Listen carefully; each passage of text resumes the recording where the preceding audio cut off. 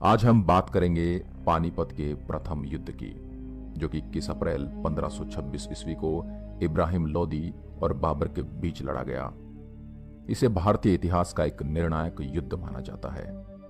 इस युद्ध ने लोदी वंश के शासनकाल को खत्म कर भारत में एक नए शासन की नींव रखी और फिर दौर शुरू हुआ मुगल शासक बाबर और उसके उत्तराधिकारियों का।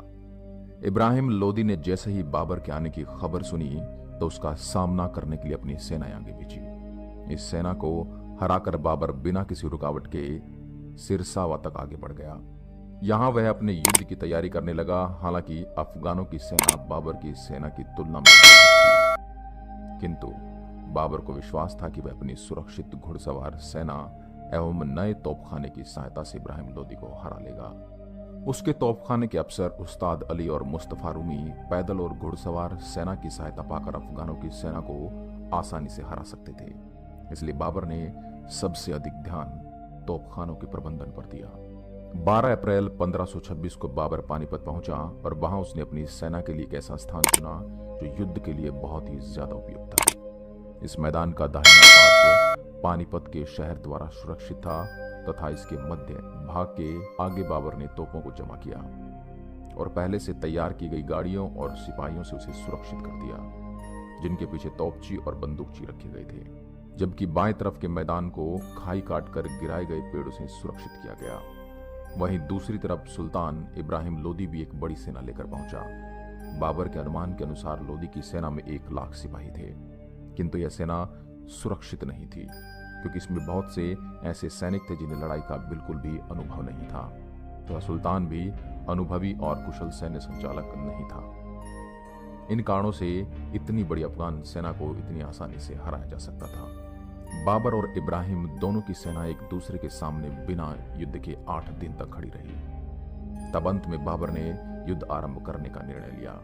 उसने अपनी सेनाओं को बाएं, मध्य और दाएं 3 भागों में विभाजित किया और इस सेना के दोनों दूरस्थ पार्श्वों पर मंगोलों की एक सेना रखी, जिसका काम युद्ध जम जाने पर दोनों ओर से बढ़कर शत्रु की सेना को घेर लेना था।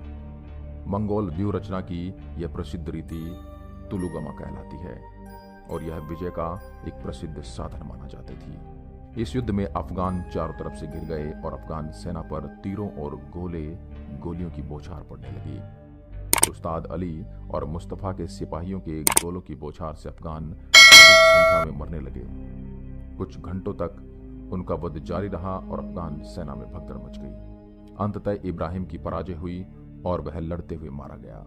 युद्ध का परिणाम यह हुआ कि दिल्ली में लोदी वंश के शासन का अंत हुआ और पंजाब तथा दिल्ली पर बाबर का अधिकार हो गया। भारत में मुगल साम्राज्य की स्थापना हुई और साथ ही साथ बाबर के बुरे दिनों का अंत हुआ।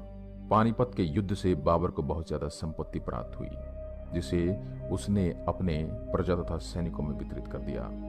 कहा जाता है कि युद्ध जीतने के बाद बाबर ने पूरे काबुल में प्रति व्यक्ति अशर्फियां बांटी थी और इसके बदले में उसे कलंदर की उपाधि दी गई थी। इतिहास में पहली बार भारत के युद्ध में तोपखानों का प्रयोग हुआ, जिससे भारत को जनधन की अत्यधिक क्षति उठानी पड़ी। इस युद्ध के पश्चात बाबर ने शहजादा हुमायूं को आगरा पर अधिकार करने के लिए भेजा। दिल्ली और आगरे में बाबर के हाथ बहुत बड़ी धन संपत्ति लगी थी और इसी के साथ नींव डली मुगल शासक बाबर और उसके वंशजों की।